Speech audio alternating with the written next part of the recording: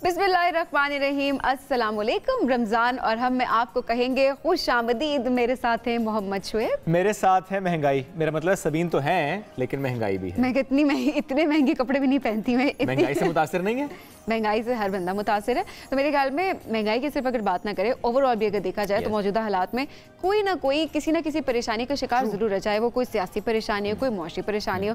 लेकिन हाँ, ये बात आपने बिल्कुल ठीक की है कि इस वक्त का सबसे अहम मसला जो है वो है महंगाई। अब जब मसला महंगाई है और सवाल किसी से भी आप कर लें, अगर सियासतदानों से करें तो जवाब पता क्या मिलता है? मौजूदा वाला कहते हैं माजी वालों ने किया और माजी वाले कहते हैं मौजूदा वाले कर रहे हैं, तो उसका जवाब नहीं मिलेगा आपको। यू आस्क नहीं बेटी, आंसर नहीं मिलता आपको कि महंगाई है, जिम्मेदार कौन है। तो हम आज बात करते हैं, जिम्मेदारी छोड़िए जी, अपनी क्या जिम्मेदारी है, अपनी क्या जिम्मेदारी है, खुद क्या कर सकते हैं। क्योंकि देखिए, परेशानी में परेशान होना तो मसले का हल नहीं है, हल निकालना पड़ता है। और वो इसी तरह से कि आप खुद से अपनी जिंदगी में कुछ चेंजेस लाना शुरू कर दें।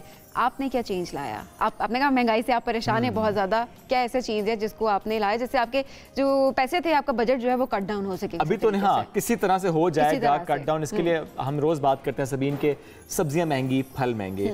अब मेरे पास कोई गार्डन तो उस तरह का था नहीं, मैंने रूफ टॉप गार्डनिंग स्टार्ट कर दी है at a very big level. पूरी छत पे रात को सहरी तक जो है ना वो निजाम चल रहा था, जबरदस्त। तो वहाँ पे इंशाल्लाह आइंदा आने वाले दिनों में जब वहाँ पे निकलेंगे कोई पौधे और फल और सब्जियां लगेंगी, जब उगना शुरू हो जाएंगी तो फल ऑलरेडी महंगे हो गए। सब्जियों की भी अगर बात करें, अल्लाह ना करे, फलों के हिसाब से वो भी महंगी होना शुरू हो जाएंगे। मेरे पास ऑलरेडी घर पे कुछ आपके पास कोई प्लांट्स ऐसे हैं, गमले के अंदर मेरे पास लगा हुआ एक प्लांट, उसमें आड़ू लग चुके हैं, लेमन्स लग चुके हैं, चेरी टमाटोस लग चुके हैं। तो ये हम इसलिए कर रहे हैं ताकि कल को फिर हम ये ना कहें ना जी हर चीज बहुत महंगी है आपके अपने घर पे। तो यही होता है ना, देखिए जो हालात हो रहे होते हैं आपको अपने आप को ढालना पड़ता है उसके लिहाज से। और ढाल आप इसी तरह से सकते हैं कि आप अपनी जिंदगी में कोई ना कोई चेंजेस लाना शुरू कर दें। Multiple source of income, this is very important कि आप मल्टीपल सोर्स ऑफ इनकम आपकी जरूर हो। सिर्फ एक जगह से मत कमा रहे हो, थोड़ा थोड़ा कहीं ना कहीं और से भी कमा रहे हो। इसका मतलब ये है कि मेहनत ज्यादा करनी पड़ेगी। जाहिर सी बात है, आपने पैसा कमाना होता है, जितना ज्यादा आप पैसा कमा रहे होते हैं तो उसी लिहाज से आपको उतनी ही मेहनत भी करनी पड़ती है। और इसके साथ साथ आप ये जरूर देखें कि आपने अपने अखराजात कम कैसे करने हैं। अखराजात को कम करना बहुत अहम है, और जो आप कमा रहे हैं सारा स्पेंड नहीं करना, सेव भी करना है आपने बचाना भी है बुरे वक्त के लिए। वैसे तो अल्लाह बचाए हम सबको बुरे वक्त से, लेकिन ये ज़रा जो वक्त है बुरा तो है। सेविंग्स आपके पास हमेशा होनी चाहिए आपकी फैमिली के लिए। तो अब ये सारे कुछ चीजें हमने बता दी कि किस तरह से आप अपनी मौजूदा हालात के लिहाज से खुद को ढाल सकते हैं। अगर आपके उसको आइडिया तो do share with us. Exactly, हमसे जरूर शेयर करें, हमें जरूर बताएं कि किस तरह से आपने अपनी लाइफस्टाइल को चेंज किया है। ऐसी कौन सी चीजें आप कर रहे हैं जिससे महंगाई का बुरी तरह से आप पर असर ना हो। मुतासिर तो हर कोई हो रहा है, लेकिन खैर ये जरूरी है कि बुरी तरह से मुतासिर ना हो। एग्जैक्टली, चलें जी बढ़ते हैं आगे। और एक वीडियो आपको आज हम दिखाएंगे, और वीडियो है जनाब बल्लेबाज मोहम्मद रिजवान हमारी टीम के। रमज़ान के साथ तीसरा आशरा जारी है, तो मस्जिद में उन्होंने खिताब किया था, वो खिताब आपको सुनवाते हैं। ताबाइन ने तब ताबाइन को ट्रांसफर किया, क्या वो दर्द हमें मिल रहा है? ये उम्मती वाला दर्द हमें मिल रहा है कि नहीं मिल रहा? और ये असल दर्द क्यों है, वजह क्या है? क्योंकि आजकल हम अल्लाह जल्ल की ज़ात से गाफिल हैं, हमें अल्लाह जल्ल की ज़ात की पहचान नहीं है। इसलिए नबी अलैहिस्सलाम की सुन्नतों की भी हमारे अंदर अहमियत नहीं है। इस चीज़ एक बुजुर्ग फरमा रहे थे कि सहाबा सुन्नत को सुन्नत समझ के सुन्नत करते थे, आजकल हम सुन्नत को सुन्नत समझ के छोड़ रहे हैं। फर्क इतना है हम में और साहब। और ये क्यों नहीं? वजह यह है कि अल्लाह की ज़ात की हमें पता नहीं है कि अल्लाह जल्ल जलालहू वहदहू ला शरीक ज़ात है, कुन फयकून है, बादशाहों का बादशाह है। आसमानों को, जमीनों को, चांद सितारे, सूरज सितारों को पैदा फरमाया, पहाड़ों समुद्रों। माशाल्लाह। अच्छा, ये तो सिर्फ उनकी वीडियो दिखा, शाहीन शाह अफरीदी भी वहाँ पर मौजूद थे, और उन्होंने यही कहा कि अल्लाह ही सारी कायनात का मालिक है और हमें अल्लाह पर पूरा भरोसा रखना चाहिए। चले जी, अब बात करते हैं उसकी जिन्होंने हेडलाइन बनाई है, हमारी शहरी रहमान साहिबा। अमेरिका के मारूफ जरीदे टाइम मैगजीन ने पाकिस्तान की वज़ीर माहौल शहरी रहमान को साल 2023 की दुनिया की 62 तरीन शख्सियात, यानी जो 162 तरीन शख्सियात की फहरिस्त होती है उसमें शामिल किया। 6ठा नंबर दिया गया जनाब उस फहरिस्त में इनको। और जरीदे ने कहा है कि आलमी सतह पर कार्बन के अखराज में पाकिस्तान का हिस्सा बहुत कम, मामूली है, मगर माहौलियाती बहरान के सबब पिछले बरस 1/3 पाकिस्तान सैलाब में डूब गया था। हम सबको याद है गुज़श्ता बरस का जो सैलाब है कितनी तबाही उसने मचाई थी। और COP27 हुआ था, आपको याद है शहरी रहमान से जिस तरह पाकिस्तान का मुकदमा लड़ा, उसको बहुत पजीराई मिली। कुदरती आफत के सबब जितना कुछ हम खो बैठे, जो हम नुकसान उठा बैठे, करना क्या है हमने, इस खित्ते ने, दुनिया ने क्या करना है, क्या प्लान होना चाहिए, एक्शन प्लान क्या होना चाहिए, उस पर कायल करना शहरी रहमान साहबा ने, ज़ाहिर उनकी काविश थी, उन्होंने किया, उनकी टीम ने किया। और इसी टाइम मैगजीन ने अब उन्हें बाअसर तरीन शख्सियात की फहरिस्त में शामिल किया। ज़बरदस्त, क्या बात है, बहुत मुबारक हो हम सबकी तरफ से भी, और पाकिस्तान को मुबारक हो, क्योंकि कब कोई एक लीडर आगे बढ़ता है, कोई एक टाइटल अगर जीतता है तो वो पाकिस्तान होता है। चलिए जी, बढ़ते हैं अब एक ब्रेक के जानिब। रहिए हमारे साथ, रमज़ान और हम।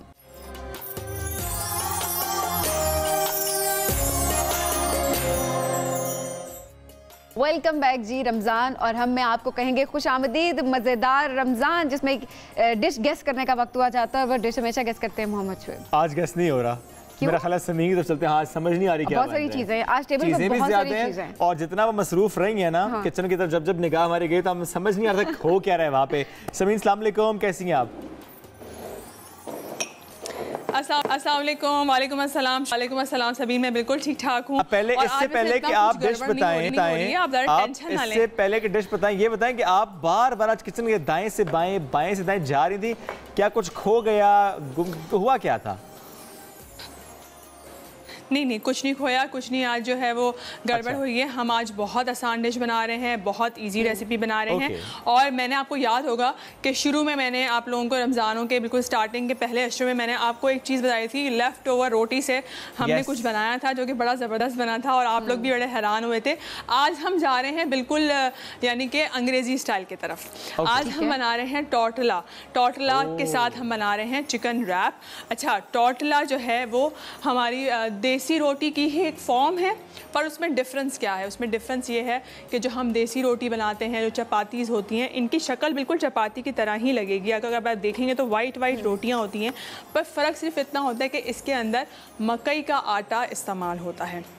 अच्छा, मकई का आटा जो हमारे यहाँ मिलता है वो आपने देखा होगा पीला पीला सा, थोड़ा सा येलोइश कलर का होता है। लेकिन आपको बड़े मज़े की बात बताऊँ, मेरी नंद रहती हैं पिंडी में और मेरे जो नंदोई हैं वो हमारे लिए एक दफ़ा मकई का आटा लेकर आए। मुझे नहीं पता उन्होंने कहाँ से पिसवाया, वो आटा कहाँ का था, वो बिल्कुल लाइट वाइट कलर का, मैं बता दूँ आपको, क्रीम कलर का वो आटा था। ज़मीन पर डिपेंड करता है। अगर आप उग्गी गांव जाएं, मानसरा के करीब वो इलाका है, तो वहाँ की ज़मीन है, उसकी जो मकई है उसका आटा थोड़ा सा वाइट होता है, बहुत मशहूर है, और दैट्स द ओनली प्लेस जहाँ से मकई का आटा वाइट मिलता है।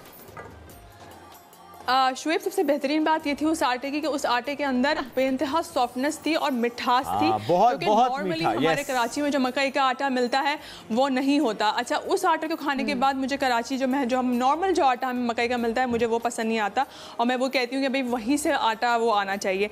तो आई बिलीव कि शायद जो ये वाइट आपको चीज़ नज़र आ रही है, मे बी ये वही सफ़ेद जो आटा होता है मकई का वही इस्तेमाल होता हो, क्योंकि अगर हम मकई के आटे से घर में बनाते हैं और उसमें अगर हम वाइट फ्लावर भी हम वीट वाला फ्लावर भी ऐड करते हैं, तभी भी हमारी रोटी पीली ही होती है, क्योंकि वो काफ़ी येलोइश आटा होता है। अच्छा, देखिए ये तो टोटला आपको समझ में आ गया होगा। अब हम इसमें फिलिंग क्या करेंगे?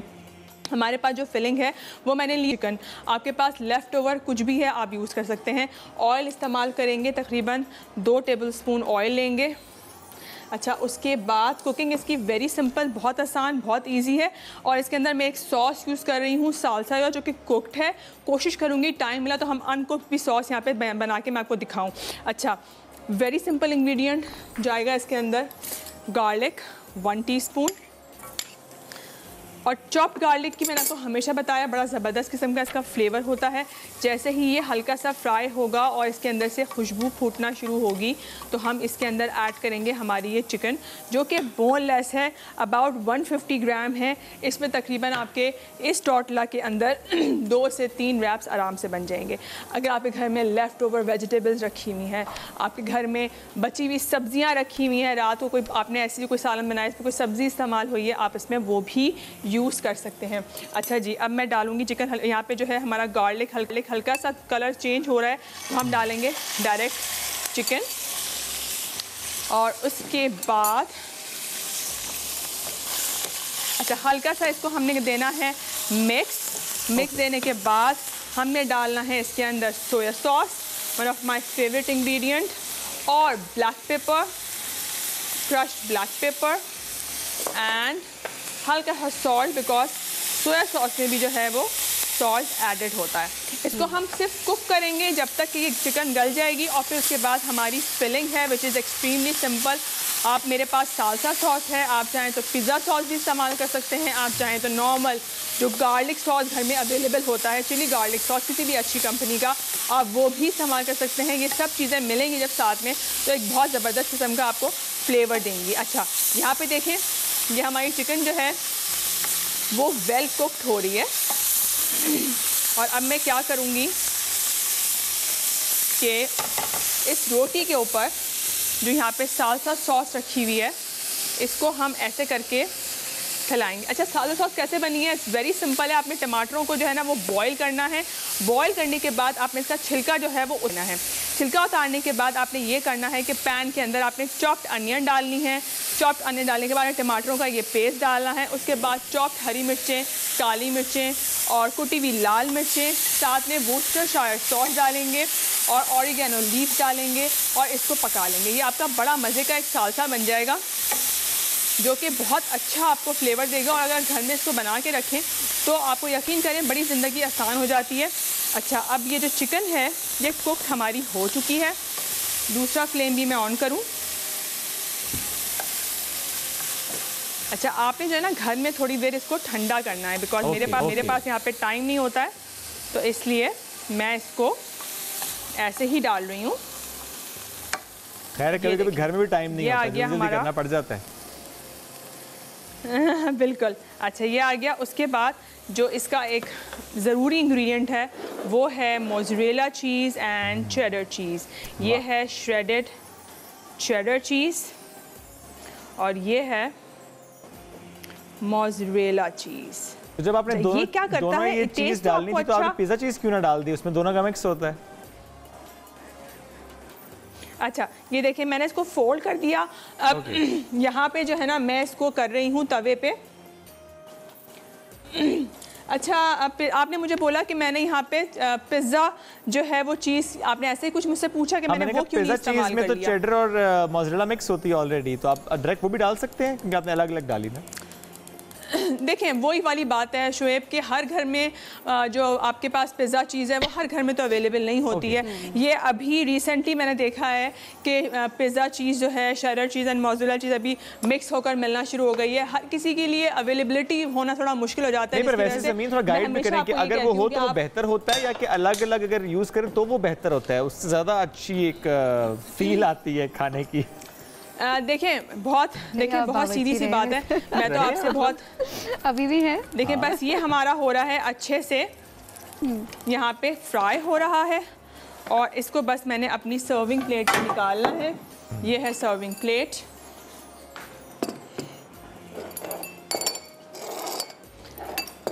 जैसे ही इसका कलर अच्छा सा चेंज हो जाएगा हम इसको निकाल लेंगे और चीज़ मेल्ट हो जाएगा।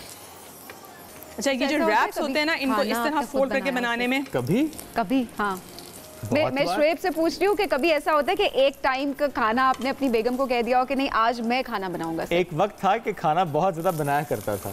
अच्छा, फिर शादी हो गई और अब बेगम घुसने नहीं देती मुझे किचन में। अच्छा, ये देखिए आप बहुत खिलारा मचा देती। ये माशाल्लाह से अगर आप देखें तो बहुत खूबसूरत जो है इसका कलर आ गया है और यही कलर मैं चाह रही थी। अच्छा जी, ये कलर हमारा आ गया है। अब आप इस तरह के आराम से जो है 3 से 4 जो है वो रोल्स बना सकते हैं और इसको मैं बिल्कुल ऐसे ही गरम गरम ही उठा कर रखूँगी अपनी इस सर्विंग प्लेट पे और यहीं पे मैं इसको चाहूँगी तो मैं इसको थोड़ा सा काट लूँगी ताकि आपको नज़र आए कि जी ये बनने के बाद, और बड़ी अच्छी सी जो है वो मुझे जो है खुशबू आ रही है। ये देखिए बिल्कुल ये रेडी है, ज़बरदस्त सा जूसी सा बड़ा मज़े का महसूस हो रहा है। ज़रूर ट्राई कीजिएगा। बेहतरीन। अब ड्रिंक की तरफ बढ़ेंगे या पहले ब्रेक ले लें समीन एक? ये अच्छा जी, ड्रिंक बना लेते हैं हम। आज डायरेक्टर साहब बोल रहे हैं जी ब्रेक ना लें, आप ड्रिंक बना लें फटाफट से। सो हम ड्रिंक बना लेते हैं। ड्रिंक हम आज बना रहे हैं पाइनएप्पल के साथ। अच्छा देखें, आपके पास बहुत सारे ऑप्शन होते हैं पर पाइनएप्पल और जो भी घर में के पास चीज़ अवेलेबल है आप वो इस्तेमाल कर सकते हैं। मेरे पास ये पाइनएप्पल का नेक्टर है मैंने यहाँ पे ये नेक्टर ऐड किया, उसके बाद हमने पानी ऐड किया और यहाँ हमने डाला मिंट एंड लेमन जूस। ठीक है, अच्छा ये मैं आपको बता दूँ कि पाइनएप्पल नेक्टर के अंदर जो है काफ़ी अच्छी मकदार में शुगर एडेड होती है। सो आपको बिल्कुल ज़रूरत नहीं है कि आप इसके अंदर जो है वो शुगर ऐड करें, क्योंकि मैं ये 1 ग्लास बना रही हूँ। वाह, आज आवाज़ चेंज है। बर्फ़ नहीं है क्योंकि आज मैंने इसमें बर्फ़ नहीं डाली। हाँ, आज मैंने इसके अंदर बर्फ़ नहीं डाली। ओके, तो हम इसके अंदर ये अपनी करते हैं ड्रिंक सेट, और इतनी खूबसूरत मुझे मिंटी मिंटी सी जो है वो खुशबू आ रही है। और यहाँ पे हम रखते हैं अपना ये टोर्टिला, और इसके साथ ही मैं रखूँगी ये ड्रिंक। ज़बरदस्त। अरे वाह, इसी प्लेट के अंदर हम करेंगे ये ड्रिंक सर्व। चलें जी, बिल्कुल तैयार है हमारा ये कंप्लीट। इस कंप्लीट में ये मेरी इफ्तारी का सामान तो मुकम्मल हुआ। मिल ही ना जाए आपको। बिल्कुल। अपनी बेगम से बोल के बनवाएगा, नहीं तो खुद बना के खाइएगा। ठीक है, अगर मौका मिल गया तो। Thank you so much Sameen, साथ मौजूद थी आप पिगमेंट और ज़बरदस्त tortilla wrap and that drink. आपने फीडबैक ज़रूर देना है। मैं नाजरीन से बात करूं जो हमारे इस सेगमेंट को बहुत पसंद करते हैं, फॉलो करते हैं और ये डिशेस हैं वो ट्राई करते हैं। ब्रेक लेते हैं, वापस आएंगे, साथ रहिए। वेलकम बैक जी। रमज़ान और हम में आपको कहेंगे खुश आमदीद। और शुएब, जो हम रमज़ान में एक मैसेज देते हैं सबको, हम बता रहे होते हैं कि अपने इर्द गिर्द लोगों का ख्याल रखें, उनकी बात सुने, स्पेशली जो सफ़ेद पोश लोग हैं जो अपना ख्याल नहीं रख पाते, लेकिन किसी से मांगते नहीं हैं, कभी जाके भूखे रह लेते हैं लेकिन मांगते नहीं हैं। लेकिन वहाँ पर एक ऐसा दस्तरखान सजा दिया जाए जहाँ पर कोई भी आए और वो इज़्ज़त से खाना खाए, और सिर्फ खा कर ना जाए बल्कि वहाँ पर पैक करके अपने साथ घर भी ले जाए। बिल्कुल फ्री दस्तरखान की हम बात करें। समीन, चंद रोज़ पहले हमने कराची का जिक्र किया था, जेडीसी की बात की थी कि पिछले कई सालों से जेडीसी जिस तरह से ना सिर्फ रमज़ान बल्कि जनरली भी वहाँ पे दस्तरखान वसी करता चला गया। और अब तो बहुत से ख़ानदान ऐसे जो कि ज़फ़र अब्बास जब साथ मौजूद थे, उन्होंने उस दिन भी बताया था कि वो ख़ानदान जो पहले नहीं आते थे, फैमिलीज़ नहीं आती थी, बच्चे नहीं आते थे, वो भी अब सुबह सहरी के वक्त वहीं पर आते हैं। आज हम ज़रा बात करेंगे जेडीसी लाहौर में किस तरह से सरगर्म अमल है, और ज़फ़र अब्बास साहब ने हमें ज्वाइन कर लिया। ज़फ़र भाई, अस्सलाम वालेकुम, कैसे हैं आप? वालेकुम सलाम, आप खैरियत से? अल्हम्दुलिल्लाह। ज़फ़र, जो हालात कराची के, क्या वही हालात लाहौर के भी हैं? यही देखा आपने? कराची से खैबर तक सेम हालात हैं सर। ना कोई आटा ख़रीद सकता है, ना कोई तेल ख़रीद सकता है। 150 रुपये लीटर वाला तेल कौन 600 रुपये लीटर, 650 रुपये लीटर ख़रीदेगा सर? 650 रुपये में तो पूरे महीने का तेल आ जाता था। आज वो तेल 5000 रुपये का पूरे महीने का आ रहा है। आटा जो था वो 1800-1900 रुपये का 10 किलो कोई तसव्वुर कर सकता था? हम तो ये समझते थे हमारे पोते पर पोते उनको बताएंगे कि यार तुम्हारे ज़माने में आटा 1900 का है, लेकिन हमारे ज़माने में आटा 300 रुपये का 10 किलो होता था। ये तो 1 साल 6 महीने के अंदर 300 वाला जो है वो 1800 और 1900 रुपये पे आ गया है। भाई, अब जब लाहौर की हम बात करते जा रहे हैं, आपने बड़ा दुरुस्त का, खैबर था कराची एक ही सूरत हाल में नज़र आती है। और ऐसे में जो दस्तरखान लगा रहा है वो देख रहा है कि उस दस्तरखान को और वसी करना पड़ रहा है, चूँकि ज़रा बहुत से लोग आ रहे हैं। तो लाहौर के कितने मकामात पर आपकी तरफ से दस्तरखान लगाया गया और वहाँ पर आपने किस तरह से इसको मैनेज किया हुआ है? देखिए, जेडीसी ने फिरोजपुर रोड पे जो रेस्टोरेंट बनाया हुआ है उस पर तो तंदूर लगे हुए हैं, उस पर सारे चूल्हे लगे हुए हैं, सारा साल वहाँ दिन भर खाना बन रहा है, लोग खाएं भी, रेस्टोरेंट है पूरा फ्री और लेकर भी जाएं। लेकिन जो जैन मंदिर है ये लाहौर का सबसे बड़ा ये दस्तरखान होता है, और इस वक्त इस दस्तरखान की सारी जिम्मेदारी 21 रमज़ान से चांद रात तक KFC ने अपने ज़िम्मे ले ली है, पूरे पाकिस्तान में जेडीसी के जहाँ जहाँ दस्तरखान है। लेकिन मैं एक बात बोलूँगा कि इस वक्त हमारे पाकिस्तानियों को ये सोचना है कि अपने घरों में अगर खाना है तो अल्लाह का शुक्र अदा करें, जिनको खुदा ने दिया है वो शुक्र अदा करें, लेकिन अपने उन रिश्तेदारों का ज़रूर सोचें कि जो आपकी हैसियत जितने नहीं है, जिनके पास आप जैसे वसाइल नहीं है, जिनके पास आप जैसी गाड़ियाँ नहीं हैं, आप जैसा खाना नहीं है जिनके किचन में, तो अगर आप उनके घरों पे खाना पहुंचा देंगे, उनको किसी तरीके से उनकी हेल्प कर देंगे, फाइनेंशियली हेल्प कर दें, बच्चों को अभी से ईदी के नाम पे कोई ऐसी रकम दे दें कि ईद तक उनके बच्चे खाना खा के रोज़ा रख लें, सहरी करके रोज़ा रख लें, खाली पेट रोज़ा ना रखें, तो परवरदिगार आलम इसका भी बहुत अजर देगा।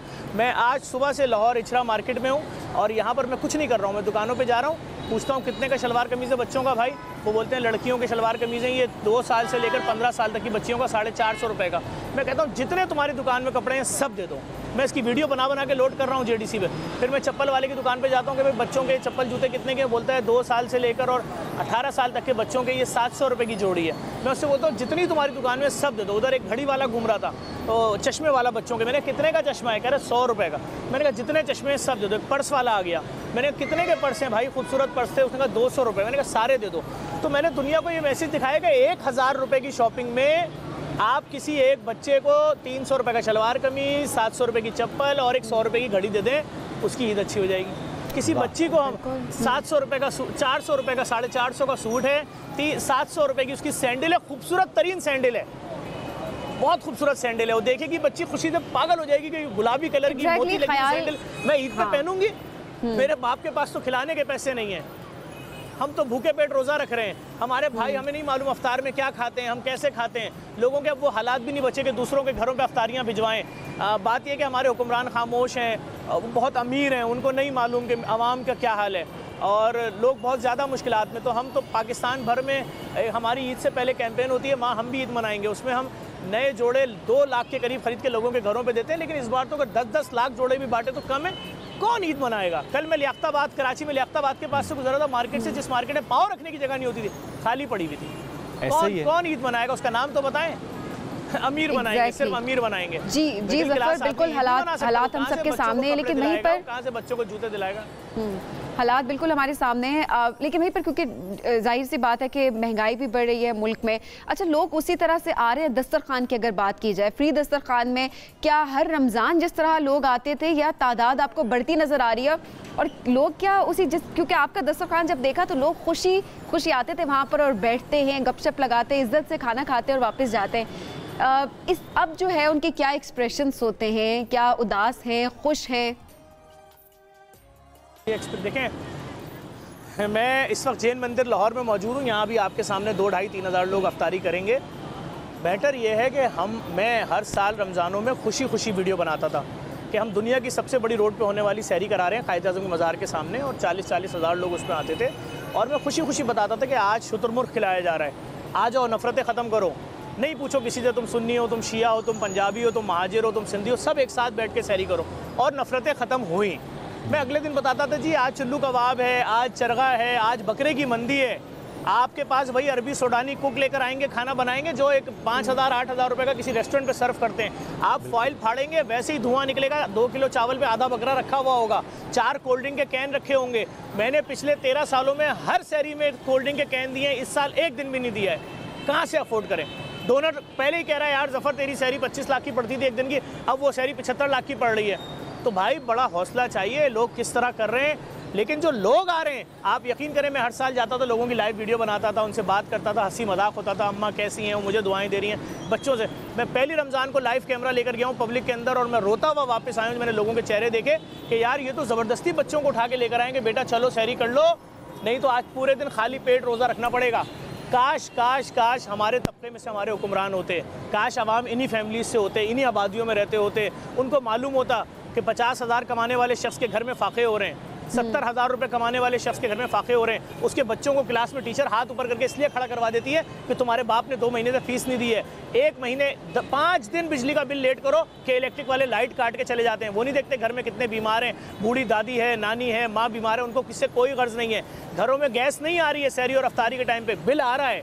घरों में पानी नहीं आ रहा है, बिल आ रहा है। बात ये किसके आगे जाके रोए लोग, क्योंकि जाहिर है सिस्टम तो रन होना ही है। वहीं पर मैं तो बार 50 या 60 हज़ार या 70 हज़ार कमाने वाला ये इस सिस्टम के साथ नहीं चल सकता, जाहिर सी बात है। अच्छा ज़फ़र, आपने कुछ टाइम पहले रमज़ान की शुरुआत में आपने फ्रूट बाइकआउट मुहिम स्टार्ट की थी, उसका रिजल्ट क्या आपको नज़र आया? क्या फ्रूट की कीमतों में कमी आपको नज़र आई है? लोग उसी तरह से ख़रीद रहे हैं और सिलसिला उसी तरह से चल रहा है?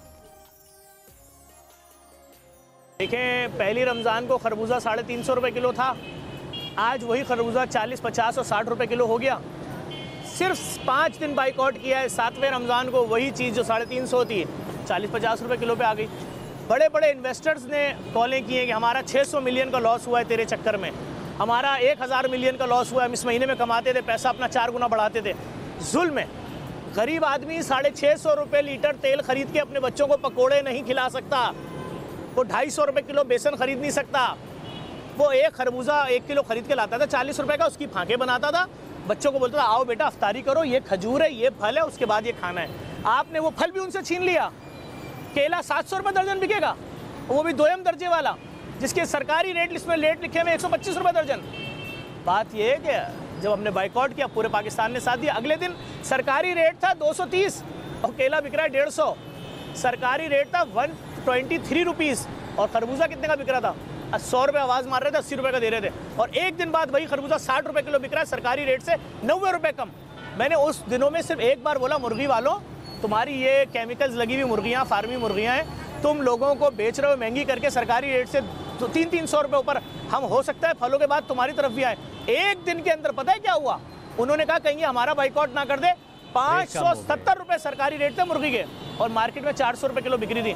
400 रुपये के लिए सरकारी रेट से 150-200 रुपये किलो कम बिक्री थी। तो बात ही यहाँ तो माफियाज का राज है। स्कूल माफिया, अस्पताल माफिया, फल माफिया, दूध माफिया, गोश्त माफिया, सड़कें हैं नहीं, गटर खुले हुए हैं, आवारा कुत्तों की भरमार है। किसके पास जाए आवाम? लेकिन जफर भाई फ्रूट बॉयकॉट मुहिम का, अब ये आवाम खाली पेट है। मैं आपको फ्रूट बॉयकॉट मुहिम का बड़ा अच्छा आपने बताया कि उसका इम्पैक्ट तो आया, लेकिन वो चंद दिन के लिए आया जरूरी। अब फिर हम वही देखते हैं, केला फिर महंगा है, वही 350-400 रुपये दर्जन मिल रहा है।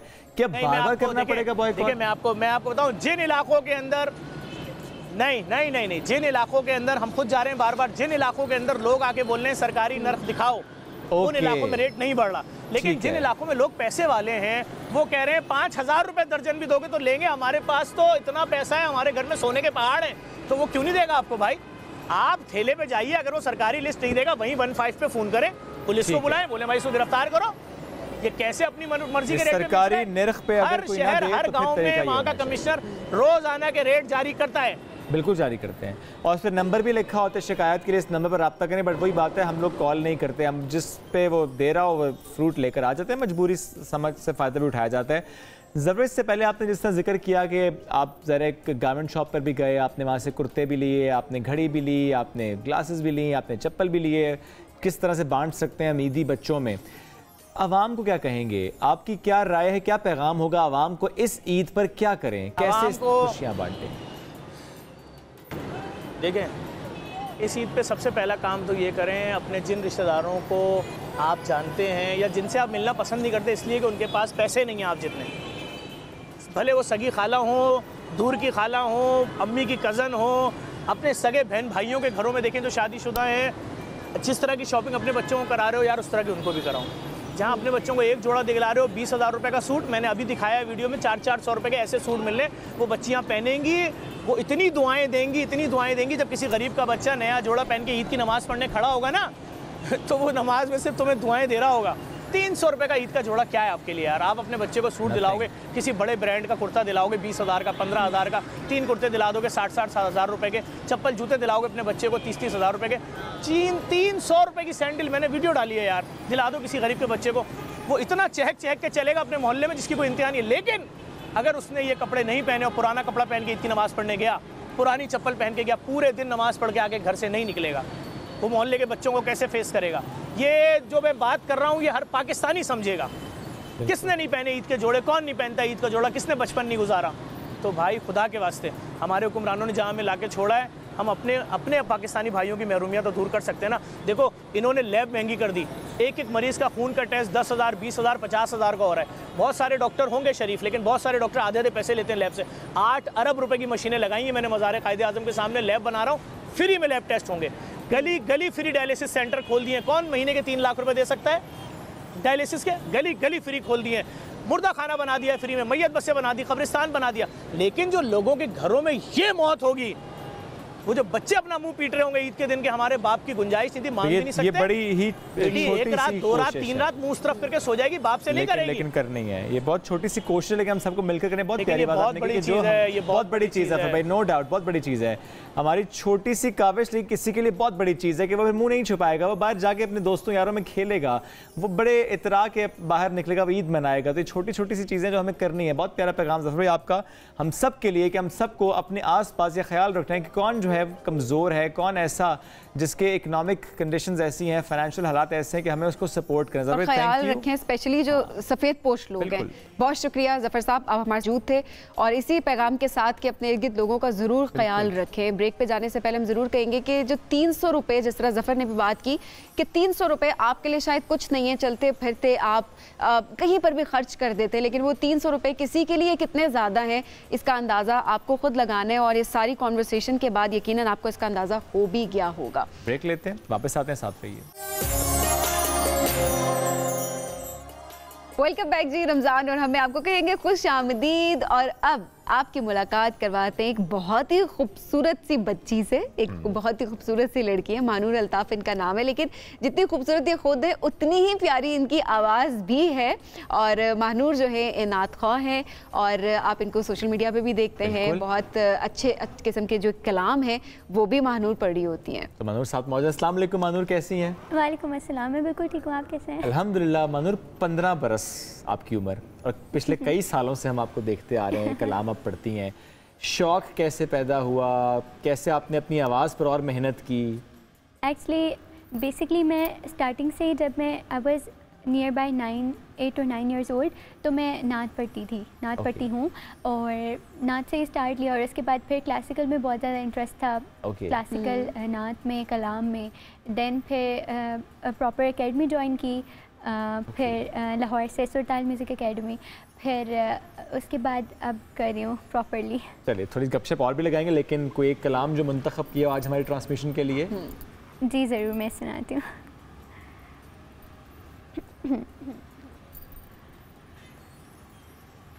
काश मैं दौरे पैगंबर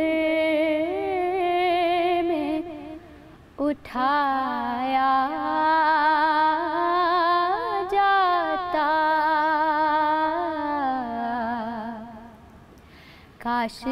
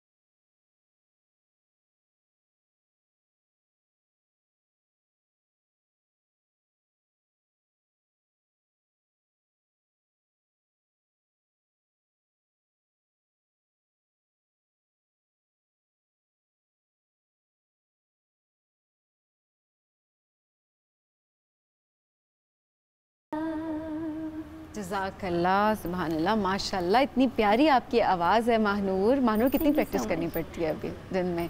क्योंकि अभी साथ साथ 15 बरस की आप हैं, तो जाहिर है साथ साथ आवाज़ को मैच्योर भी करना होगा।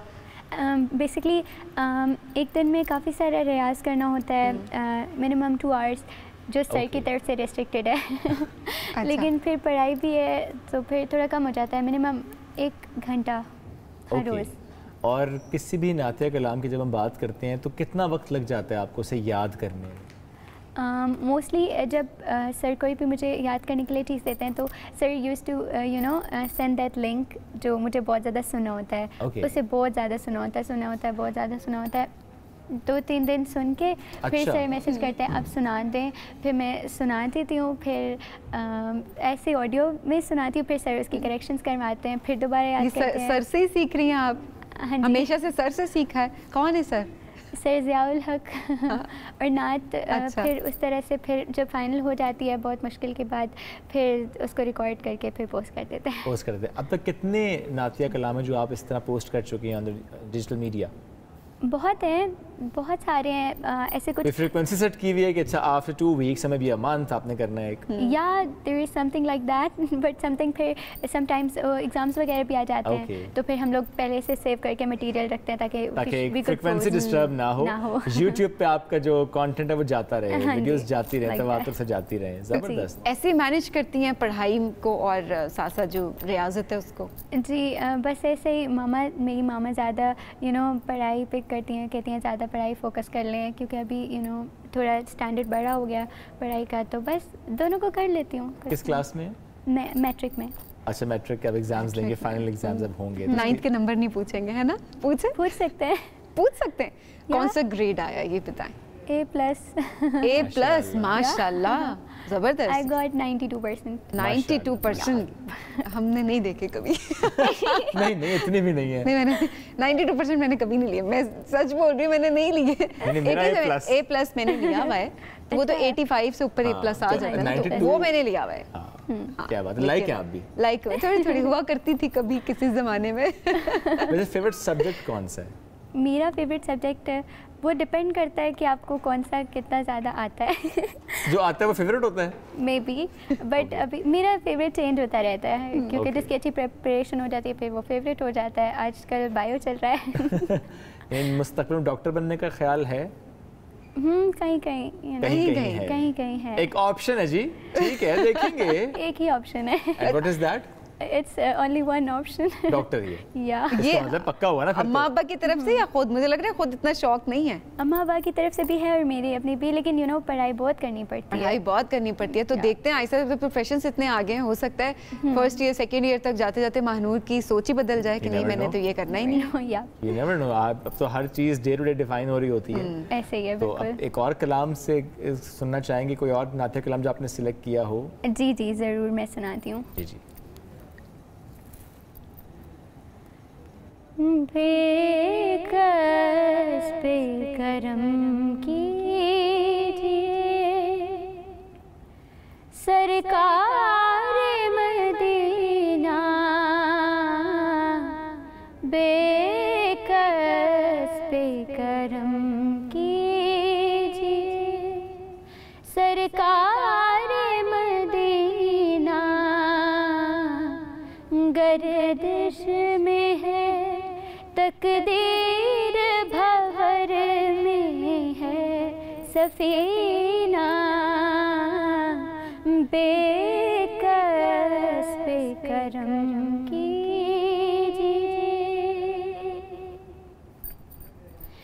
है वक्त मदद आए बिगड़ी को बनाने, बिगड़ी को बनाने, पोशीदा नहीं आपसे कुछ दिल के फसाने, तूफान के आसार दुश्वार है जीना, बेकस पे करम कीजिए सरकार मदीना, गर्दिश में है तकदीर भंवर में है सफीना, बेकस पे करम कीजिए। माशाल्लाह मानूर, बहुत प्यारी आपकी आवाज़ है। बाकी बहन भाई भी नात पढ़ते हैं? आवाज़ उनकी भी इतनी प्यारी है या सिर्फ आप ही गॉड गिफ्टेड हैं? बाकी मेरी आप ही पढ़ती हैं, मतलब वो ज़्यादा प्रोफेशनली नहीं पढ़ती, बट उनकी आवाज़ भी बहुत अच्छी है, उनको शौक भी है। ओके, वैसे कॉम्पिटिशन में भी पार्टिसिपेट करती रही हैं?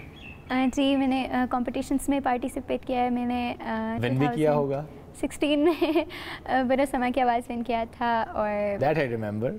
Oh that's good. और भी और बहुत सारे चैनल से RY पे भी PTV और ऐसे सीजनल जो होते स्कूल हैं कॉम्पिटिशन्स पे भी डेफिनेटली आप पार्टिसिपेट करती रहती होंगी। जी जी। मानूर, ईद की तैयारी हो गई है? ईद की तैयारी अभी थोड़ी थोड़ी हुई है क्योंकि exams are just on the way to me. So कब एग्जाम्स, कब से स्टार्ट? एग्ज़ाम्स ईद के 6th डे मेरा फर्स्ट बोर्ड का एग्ज़ाम है। ओहो, चलें, गुड लक। एक कॉलर भी हमारे साथ शुरू। कॉलर भी साथ साथ हैं जी। अली हैं कसूर से। अस्सलाम वालेकुम जी, कैसे हैं आप? वालेकुम सलाम सर, आप सुनाए क्या हाल चाल है? अल्हम्दुलिल्लाह बिल्कुल ठीक ठाक। ज़रा बताएं तो सही, ईद की तैयारी कर ली है आपने? जी सर, ईद की तैयारियां करीब ही हैं माशाल्लाह से। माशाल्लाह आपका प्रोग्राम बहुत अच्छा है, टीवी बैठ के आपका प्रोग्राम ही देख रहे हैं। बहुत शुक्रिया अली। वैसे तो कसूर से बड़ा गहरा ताल्लुक है, मेरा तो ज़्यादा तौर बड़ा प्यारा ताल्लुक है। बुल्ले शाह की नगरी से ताल्लुक है। जी जी जी, क्या बात है, क्या बात है। तो थोड़ा सा बताएं तो सही, कसूर का मौसम कैसा है, कसूर के हालात कैसे हैं? क्या कसूर में आज भी उस फालूदे वाले के पास रश उतना ही है या रश घट गया है? जी सर, कसूर का फलूदा बहुत मशहूर है, आप चक्कर लगाए इंशाल्लाह। नहीं, मैंने तो बहुत दफा खाया है फलूदा। ये बता, रश कम हो गया कि रश अब भी वैसे ही है? रश सर बहुत ज्यादा रश होता है। इसका मतलब कसूरी कहते हैं महंगाई जितनी मर्जी हो जाए फलूदा खा के जाएंगे। जी सर, ऐसे ही है। अंदरसे वालों के पास भी रश वैसा ही है? जी सर, कसूर के अंदर से फलूदा और वो दो चीजें तो बहुत मशहूर हैं जी वहाँ की। फिश भी कसूर की बहुत ज्यादा, फिश भी मशहूर है, बिल्कुल ऐसे ही है। अब जरा बताएं कि आपने जो तैयारी की है ईद की, कोई चीज जो रह गई हो? सर तैयारी तो थोड़ी कम ही है माशाल्लाह। अच्छा, क्या कम है, क्या ले लिया और क्या रह गया? सर सूट ले लिए हैं, बस जूती वगैरह रह गई है। अच्छा चलें ठीक है, अगर हम भिजवा दें आपको तो। आपने कॉल किया जी, इंशाल्लाह बहुत आपकी मोहब्बत होगी। चलें, रीफ लैंड का फुटवेयर आपको भिजवाते हैं जी। आपकी डिटेल्स टीम नोट कर लेगी और रीफ लैंड का फुटवेयर आप एंजॉय करें। अल्लाह करे सबकी ईद इसी तरह अच्छी गुजरे, सब तक ईदी पहुंचे, तोहफे पहुंचे। ये हमारी कोशिश भी। ज़रा सब तक पहुंचना मुश्किल ज़रूर होता है, बट विल ट्राई। एंजॉय कीजिए जी। कसूर, मेरी वालदा कसूर से हैं। अच्छा, तो बहुत ही प्यारा है, कहते हैं गहरा ताल्लुक है, तो हमने कहा वालदा कसूर से हैं। बिल्कुल जी। और कॉलर है हमारे साथ जी? और कॉलर है जी, हसनात है हमारे साथ। अस्सलाम वालेकुम। वालेकुम सलाम रहमतुल्लाह जी। आपने सबसे टीवी का वॉल्यूम कम करना है, बल्कि सरीन तो कहते हैं बंद करना है, म्यूट कर दें। टीवी का वॉल्यूम बिल्कुल बंद कर दें ताकि हम आपसे बात कर पाएं। फिर आपसे हो सकता है आज जिस तरह हमने कोई सवाल के बगैर देखें गिफ्ट दिया, गिफ्ट दे दिया, हो सकता है आपको भी मिल जाए। लेकिन अगर आपने वॉल्यूम बंद ना किया फिर नहीं मिलेगा आपको। हसनात, आप हमारे साथ अभी कॉल पे मौजूद है? जी हाँ जी मौजूद है, वॉल्यूम बंद हो गया। ग्रेट। आप बताएं मंडी भावदीन का मौसम कैसा है? बहुत गर्मी है, बहुत ज्यादा। अच्छा, मतलब यही वाला हाल है, इस्लामाबाद में भी ऐसे ही है। ग्रेट। तो कैसा गुजरा रमजान और कैसी है अब तैयारी ईद की? अल्हम्दुलिल्लाह जी, बस तैयारी तो ठीक ही है। हालात क्या खरीद लिया है अभी, क्या क्या रहता है? जिस अब्बास साहब फरमा रहे थे, जफर अब्बास साहब, वही हालात हैं हर तरफ की। भाई वही हालात हैं, बेशक वही हालात हैं। अच्छा, जब हम महंगाई की बात करते हैं, चूँकि देखें हम तो कई सालों से बात करते आ रहे हैं ना महंगाई की, और हर साल हम कहते हैं या हर दफ़ा हम ये कहते हैं जी कि और महंगाई हो गई, और महंगाई होगी। अगर हम कहें जी थोड़ा कंपैरिजन करें, ऐसा क्या था पिछले रमज़ान में और ऐसा क्या है अब इस रमज़ान में, जब डिफरेंस की हम बात करते हैं, आपने कैसा महसूस किया कि पहले तो ये था, इस तरह आपको फ्रूट इस तरह कीमतें थी, अब इतनी कीमतें, इतना फ़र्क आ गया? ये जो अभी आपके हालात हैं ना कि ये 3-4 महीने या 5 महीने के अंदर कह लें आप, इतनी महंगाई हुई है जो पिछले 3-4 सालों में नहीं हुई। ये 4-6 महीने की मैं बात कर रहा हूँ, जब ये हुकूमतें चेंज हुई है, जो मुल्की हालात जितने डिस्टर्ब हुए हैं। तो और इसके उन हालात में आप ज़रा मुतासर तो हुए, आप खुद जिस तरह बता भी रहे हैं, जैसे जफर भाई कह रहे थे वैसे हालात आपके हैं और आपको नज़र भी वही हालात आ रहे हैं मंडी भावदीन के भी। इन हालात का मुकाबला करने के लिए आपने क्या किया? नहीं, अल्हम्दुलिल्लाह मेरे हालात तो ठीक है, अल्लाह का शुक्र है। हम अपना, मेरा बिजनेस है, मेरा चलता है लक्ष्य। वो बिजनेस मुतासर नहीं हुआ इन हालात में? मुतासर लोगों की कुव्वत खरीद नहीं है, हालात ये हैं कि पावर ही नहीं है, बाइंग पावर ही नहीं है लोगों के पास। मुतासर तो हर बंदा हुआ है ना जी, ग्राउंड लेवल से लेके। हाँ, जो जिनके पैसे ये जो आते हैं ना, ये जो क्या कहते हैं सरकारी हैं या जो ये सियासतदान है, इनको कोई नहीं फर्क पड़ा, इनके तो बढ़ते जा रहे हैं दिन ब दिन। अल्लाह ताला इनको हिदायत दे कि ये गरीबों का भी सोचें कुछ। हसनात, चलें आपके हालात तो ठीक हैं और अल्लाह आपके हालात अच्छे ही रखे, लेकिन आप किसी के हालात बेहतर करने में ज़रूर अपना किरदार अदा कीजिएगा। कहीं ना कहीं कभी भी आप इर्द गिर्द देखिएगा, किसी की मदद आपने ज़रूर करनी है, किसी को ईदी आपने ज़रूर देनी है। इंशाल्लाह जी, अल्हम्दुलिल्लाह, अल्लाह के फजल से दे रहे हैं। इंशाल्लाह अल्लाह आपको हमेशा देने वाला हाथ दिए रखे जी, यही हमारी दुआ है। बहुत शुक्रिया, साथ मौजूद थे हसनात फ्रॉम मंडी बहाउद्दीन। वापस आते हैं महानूर की तरफ। महानूर, अगर हम अब एक रिक्वेस्ट और करें किसी और नातिया कलाम की, याद तो क्योंकि बहुत सारे हैं आपको वैसे सबसे ज़्यादा वायरल कौन सा हुआ, सबसे ज़्यादा रीच किस कलाम की थी? वैसे तो मैं ज़्यादा क्लासिकल नात पढ़ती हूँ, तो इल्हाम की रिमझिम काफ़ी हुआ था, लेकिन right now I would like to go for फासलों को तकल्लुफ। अरे वाह, फासलों को तकल्लुफ। फासलों को तकल्लुफ है हमसे अगर हम भी बेकस नहीं, बेसहारा नहीं। फासलों को तकल्लुफ है हमसे अगर हम भी बेबस नहीं, बेसहारा नहीं। खुद उन्हीं को पुकारेंगे हम दूर से, रास्ते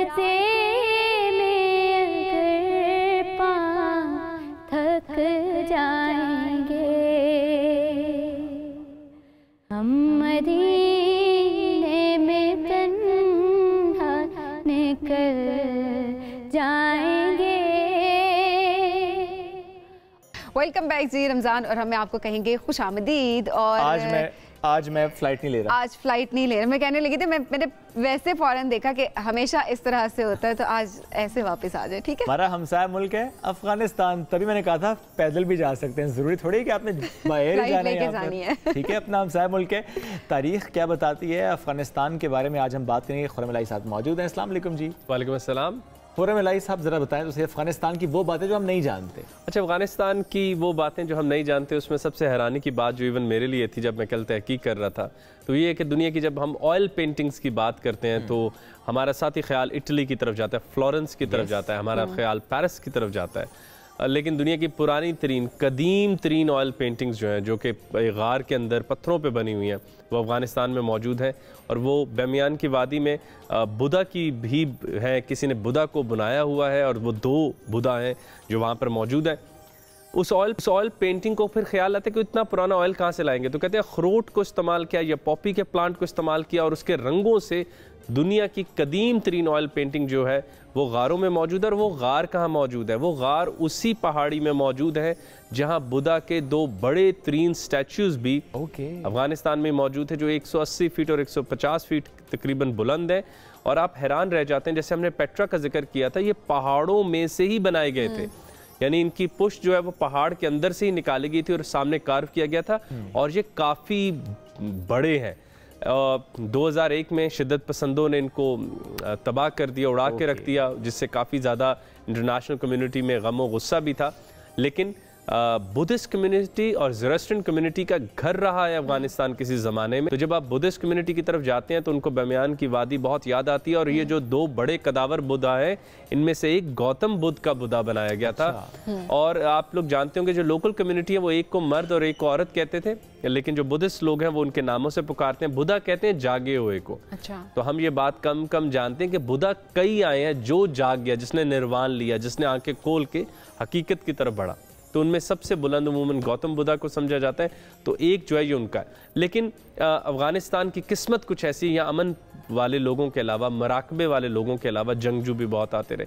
तो हेरात का किला, या जिसे सिकंदर आज़म का किला कहते हैं, वो भी यहाँ पर मौजूद है। सिकंदर आज़म जब अपनी फ़ौजों को लेकर अफ़गानिस्तान आए तो उन्होंने वहाँ पर एक बहुत बड़ा किला बनाया जिसकी एक एक दीवार 2 मीटर चौड़ी थी। अच्छा, और उनका ये आपको पता है सिकंदर आज़म का ये तरीका था, वो जहाँ जाते थे पानी के हौज़, बड़े दरख्त तक वो पूरा सामान करते थे। और ये किला इतना अच्छा है कि आज तक मुख्तलिफ जो वॉर ग्रुप्स हैं या वॉर लॉर्ड्स हैं या फिर जो बाद में फोर्सेज आई तो उनका हेडक्वार्टर के तौर पे आज तक इस्तेमाल होता है। अच्छा। और सिकंदर आजम आप जानते हैं अफगानिस्तान तक ही नहीं रुके बल्कि वो यहाँ भी आए थे और जेहलम के पास आके, आपको याद है, उनके घोड़े को जेहलम में ही दफन किया गया था, यहीं पे उनकी सबसे बड़ी जंग हुई थी। तो इस पट्टी में सिकंदर आजम के बहुत ज़्यादा जो है वो फुट स्टेप्स हमें मिलते हैं। बात यहाँ नहीं रुकती, सिकंदर आजम से लेके सोवियत वॉर तक अफ़गानिस्तान ने बहुत तल्ख, बहुत सख्त जंगें देखी हैं। अगर हम बात तो फिर मैंने अपनी ज़िंदगी में वो मुकाम देखा पंजशेर का, जहाँ पे लॉइन ऑफ पंजशेर दफन है और वहाँ पर एक ग्रेवयार्ड है, कब्रिस्तान है टैंक्स का। सोवियत टैंक्स जो हैं उनका पूरा कब्रिस्तान, और जब आप जा रहे होते हैं तो वो सोवियत वॉर साइंस के साथ आपको नज़र आ रहा होता है कि वो पहाड़ों के ऊपर रुके हुए हैं और फिर उनके मकबरे के इर्द गिर्द भी उनका ढेर लगा रखा है। तो अहमद शाह मसूद, जिनको कहा जाता था लॉइन ऑफ पंजशेर, बड़े खूबसूरत से टेढ़े अंदाज में वो अपनी टोपी पहनते थे और उनको अफगानिस्तान का ची गुएरा भी कहते थे, गुरिल्ला वॉर के लीडर थे और उन्होंने बहुत ही बड़े पैमाने पर सोवियत इन्वेजन को रोका। और फिर जब शिद्दत पसंदों की हुकूमत आई तो उसके भी वो हामी किसी सूरत नहीं थे। तो अगर कहीं हमने ऑयल पेंटिंग शुरू की, मतलब इंतहाई एस्थेटिकल जमालियाती बात, और फिर कब्रिस्तान बना देना टैंक्स का, तो ये अफगानियों के खून में है कि वो टू एक्सट्रीम्स के, उनके आंख नरम है, हाथ सख्त है अफगानियों का। अच्छा, 26 झंडे इनके, 26 झंडों की एवोल्यूशन हुई है। हाँ। यानी कि, और उसकी भी बात अगर हम करें कि हम जहाँ बात कर रहे हैं टैंक्स के कब्रिस्तान की, तो इसमें 3 रंग आते हैं इनके झंडे में। एक काला रंग है जो इनके माजी के वो जो तल्ख यादें हैं उनकी वजह से वो काला कर दिया गया। एक लाल है जो कि उन लोगों की याद में है जिन्होंने कुर्बानियाँ दी, जिन्होंने बार बार इन्वेजन्स को रोका। यहाँ पे हम आज आगे जाके अलामा को याद करेंगे। अलामा इकबाल ने अफगानिस्तान को कहा था ना, ये एशिया का दिल है, अगर यहाँ अमन नहीं आएगा दुनिया में अमन नहीं आएगा। और सबसे बढ़कर यहाँ की मट्टी जन्नत की मट्टी करार दी। क्यों? क्योंकि जैसे जन्नत का कोई हुक्मरान नहीं, अफगानिस्तान पे आप हुक्मरानी नहीं कर सकते। ये बहुत खूबसूरत बात है। 26 झंडे वो एवोल्यूशनरी स्टेजेस हैं जब डिफरेंट तरह की हुकूमतें आ रही हैं। आप जानते हैं कि अभी मैं 27वां झंडा शामिल नहीं कर रहा जिसकी अभी बहस चली हुई है लेटेस्ट हुकूमत के बाद कि क्या वो, क्योंकि आप जानते हैं कि इंटरनेशनली जो अफगान बसते हैं वो उसको नहीं कबूल रहे। तो इसमें 3 रंग है, पहला काला, दूसरा लाल, तीसरा हरा, जो इस्लाम और प्रोस्पेरिटी की ज़मानत है। और इस्लाम की ज़मानत क्यों ना अफगानिस्तान दे रहा हो। एक और हैरान कुन बात कि एक बहुत ही खूबसूरत मज़ार है, और वो मज़ार ऐसा मज़ार है जिसके पास एक ऐसी चीज़ है किसी के पास नहीं, और वो है रसूल करीम सल्लल्लाहु अलैहि वसल्लम की चादर खिरका, जो अफगानिस्तान में मौजूद है। और 250 सालों से एक ही ख़ानदान इसकी हिफाजत कर रहा है। और जब भी कोई लीडर चुना जाता है तो वो अमूमन इस मज़ार के ऊपर आता है और इस मज़ार शरीफ के ऊपर आकर वो कोशिश करता है कि वो उस चादर को ज़रूर देख सके। और ये कहा जाता था कि अगर वो उस चादर को देख पाता था तो उसकी जो पॉपुलैरिटी थी बाहर वो भी बढ़ जाती थी और उसको हुकूमत करना आसान होता था। और रसूल करीम सल्लल्लाहु अलैहि वसल्लम ने इसी चादर को ओढ़ा हुआ था जब आप अपने महबूब, अपने खुदावंद, अपने अल्लाह ताला से मिलने के लिए, वाक़े महराज के लिए आप ट्रांसेंड करते हैं आसमानों की तरफ, तो यही चादर आप सल्लल्लाहु अलैहि वसल्लम ने ओढ़ी हुई थी। और ये चादर अफ़गानिस्तान में है। और वैसे भी आप जानते हैं बड़ी हस्तियों की कोई भी निशानी हो तो एक ही ख़ानदान के पास रहती हैं। 250 सालों से ख़ानदान इसकी हिफाजत कर रहा है। तो यहाँ से हम ये बात भी जान सकते हैं कि अफ़गानिस्तान की जो शिद्दत वाली साइड हम देख रहे हैं, जो जंग वाली साइड हम देख रहे हैं, इसके अलावा बहुत रूहानी साइड भी हमने कल ही देखा। मौलाना जलालुद्दीन रूमी का ताल्लुक अफ़गानिस्तान से था, लेकिन उससे भी बढ़ के हकीम सनाई, मतलब कि विजडम पोइट्री का सिर्फ एक ही नुमाइंदा है, वो हकीम सनाई है गज़नी में, और वो भी वहाँ पर मौजूद हैं। और मौलाना रूम ने इनको अपनी आंखें करार दिया था। ये इतने बड़े लोग थे। सिर्फ यही नहीं, अफ़गानिस्तान में जब भी किसी बादशाह को दस्तार बांधी जाती थी तो कहा जाता था कि उस ज़माने का जो सबसे बड़ा सूफ़ी होगा उसकी मौजूदगी में ये दस्तार बांधी जाएगी। तो अफ़गानिस्तान के पास जहाँ वॉर का एक सीन है, वहाँ पे स्पिरिचुअलिटी में या ये तसव्वुफ़ में, मिस्टिसिज्म में भी बताने को, और ऐसी ऐसी हस्तियाँ वहाँ पर मौजूद हैं कि हम एक का जिक्र करते जाएँ तो एक नए हमारे पास आती जाती हैं। लेकिन अफ़गानी, जैसे मैंने फरमाया कि इनकी आंखें नरम और हाथ बहुत सख्त हैं, इसी हवाले से इनकी जो गेम है बज़ कशी, वो जैसे हमारे तरफ रस्सा कशी होती है तो वो घोड़ों के पीठ पे बैठ के खेली जाती है। और आपने एक भेड़ या कोई ऐसा छोटा जानवर होता है जिसको आप लेके जा रहे होते हैं, और एक सर्कल होता है जिसमें आपने जाके फेंकना होता है और फेंकने वाला जीत जाता है। तो पहले ये वॉर लॉर्ड्स ये गेम खेलते थे। आखिरकार जो नौजवान है अफ़गानिस्तान के, उन्होंने भी इसमें इंटरेस्ट लिया है, और इंतहाई ज़्यादा ज़ोर लगाने वाली जो गेम है वो यही गेम है। खाते क्या हैं इतने जो सख्त होते हैं? अच्छा, वैसे सबीन, यूर ऑल्सो सबीन, आपका नाम भी एक तो ट्राइब आता है, तो आप मुझे बताएं कि अफगानी नेशनल डिश क्या होनी चाहिए? क्या होनी, कोई गोश्त की होनी चाहिए। अब काबली पुलाव, हाँ, उसमें तो गोश्त होता है। उसमें भी गोश्त होता है, लेकिन काबली पुलाव, ये हैरानी की बात है कि कुछ दो ही चीजें मालूम है, एक काबली पुलाव और एक कंधारी अनार। एक कंधारी अनार, तो बिल्कुल दुरुस्त आपने फरमाया कि और इसके अलावा पिस्ताशियो वहाँ का बहुत मशहूर है, ड्राई फ्रूट्स बहुत ज्यादा मशहूर है। तो काबली रहे हैं ना जी, आते भी रहे हैं, बिल्कुल आते भी रहे हैं। अभी मैं उसी तरफ आने वाला हूँ कि हम जिनको अपना कौमी शायर कहते हैं, उनका और अफगानिस्तान का एक ऐसा ताल्लुक है जो हम जानते ही नहीं है। 1933 में खुसूसी इन्विटेशन पे अल्लामा मोहम्मद इकबाल सैयद सलमान नदवी के साथ अफगानिस्तान जाते हैं, वहाँ पर वक्त बिताते हैं वो काबुल के अंदर, और काबुल में वो अपनी ख्वाहिश उनकी पूरी होती है कि वो किसी ऐसे हाकिम वक्त के पीछे नमाज़ पढ़ें। तो हाकिम वक्त इमामत करा रहे हैं और वो वहाँ नमाज़ पढ़ रहे हैं, और वहीं पर फिर अल्लामा ने कहा कि भाई यहाँ की जो हवा है ये यमन और रोम की हवाओं से ज़्यादा खूबसूरत है। फिर वहाँ से अल्लामा मोहम्मद इकबाल जो है गज़नी जाते हैं, वहाँ पे हकीम सनाई की कब्र पर आप वक्त बताते हैं, और फिर आप कंधार भी जाते हैं, और जहाँ आपने कहा कि कंधार की मिट्टी तो ऐसे ही है कि भाई जैसे जन्नत की मिट्टी हो। आखिरी और ख़ूबसूरत बात, जब अल्लामा मोहम्मद इकबाल इस दुनिया से पर्दा फरमा रहे हैं, आपकी तबीयत ख़राब है और आपको कहा गया कि please eat melons and pistachio, तो अफ़गानिस्तान के हाकिम वक्त ने आपके लिए फ़ौरन से पहले वो पिस्ताशियो और वो मेलन्स आपके लिए भिजवाए थे। और अगर हम आखिर में एक और बात याद रखें, हमने कल बात की कि अल्लामा की कब्र में जो मिट्टी है वो कोनिया से आई है, मौलाना जलालुद्दीन रूमी के, और कतबे जो हैं वो अफ़गानिस्तान से जो वहाँ का मशहूर पत्थर है उसके कतबे भेजे गए थे अल्लामा मोहम्मद इकबाल की कब्र मुबारक पे लगने के लिए। तो अफ़गानिस्तान का और हमारा रिश्ता, हम हमसाए हैं, और हमसाए के अलावा we have a lot to share. हमारी शायरी, हमारा कल्चर, हमारी बातें, हमारे लिबास, हमारे खाने मेरे से काबली पुलाव जितना वहाँ मशहूर है इतना यहाँ मशहूर है। और इसके अलावा पाकिस्तान ने हर वक्त में, जैसे वही जो हम बात करते हैं, दुनिया में सबसे ज़्यादा अफगान रेफ्यूजीज़ को होस्ट करने में भी जो सरजमीन इस्तेमाल हो रही है वो पाकिस्तानी है। Thank you so much. This was something about Afghanistan जो कि हम बाकी नहीं जानते थे। बिल्कुल। अब एक ब्रेक की तरफ बढ़ना है रमज़ान, और हम वापस आएंगे, साथ रहिए। रमज़ान और हम एक बार फिर कहेंगे खुश आमदीद। आज हज़रत बिलाल रज़ी अल्लाह अन्हु की बात करते हैं, जलील क़द्र सहाबी, इस्लाम के पहले मौज़न। हज़रत बिलाल रज़ी अल्लाह अन्हु को इस्लाम कबूल करने पर सख्त तकलीफ़ का सामना करना पड़ा। ये सब हम जानते हैं कि तांबे की ज़मीन पर लिटाया गया, सीने पर भारी पत्थर रखे गए, दहकते हुए कोयले थे उन पर भी लिटाया गया। और मुश्किलात जानते हैं कब ख़त्म हुई थी? जब हज़रत बिलाल रज़ी अल्लाह अन्हु को हज़रत अबू बकर सिद्दीक़ ने ख़रीद कर आज़ाद किया था। राजा ज़िया साहब साथ मौजूद हैं, उनसे इस नशिस्त में आज हम हज़रत बिलाल रज़ी अल्लाह अन्हु के हालात, उनकी ज़िंदगी, मुश्किलात पर बात करेंगे। अस्सलाम वालेकुम सर। वालेकुम सलाम रहमतुल्लाह। मुश्किल हालात देखे उन्होंने, थोड़ा सा उनकी जो हम आगाज़ की बात करें, जिस वक्त इस्लाम कबूल किया उस वक्त जो हालात थे वो ज़रा शेयर करें सर। तो मैं असल में ना कहानी को पहले एंड में ले जाके फिर रिवर्स करता हूँ ताकि आपको ज़रा इस बार मैंने चेंज कर दिया ना आपका। चलें आप अपने तरीके से। मैं अपने तरीके से। तो असल में आप आ जाएँ उस टाइम पे जो कि सहाबा कहते हैं हमारे लिए सबसे ज़्यादा जो पेनफुल तरीन डे था ना, ये वो दिन था जिस दिन नबी करीम सल्लल्लाहु अलैहि वसल्लम दुनिया से रुखसत हो गए। और वो कहते हैं कि हमारे लिए पूरा मदीना जो था वो उदास था, और उस उदासी में बहुत सारे वाक़यात हुए। उमर इब्न ख़त्ताब इतने जोश में आ गए, आपको तो यकीन नहीं आ रहा था कि नबी करीम सल्लल्लाहु अलैहि वसल्लम जो है वो दुनिया से रुखसत हुए हैं। और आपने तलवार बाहर निकाली और आपने कहा कि ख़बरदार किसी ने अगर ये कहा कि नबी फ़ौत हो गए, मैं उसकी गर्दन उड़ा दूँगा। और वो फ़ौत नहीं हुए, वो बिल्कुल इसी तरह से छोड़ के हमें गए हैं जिस तरह मूसा अलैहिस्सलाम गए थे 40 दिन के लिए, तो वही वापस आ जाएंगे। और बहुत ज़्यादा यानी लोग रो रहे थे, सब कुछ। अबू बकर सिद्दीक़ आए, उन्होंने उमर इब्न ख़त्ताब को बिठाया, कहा उमर बैठ जाओ।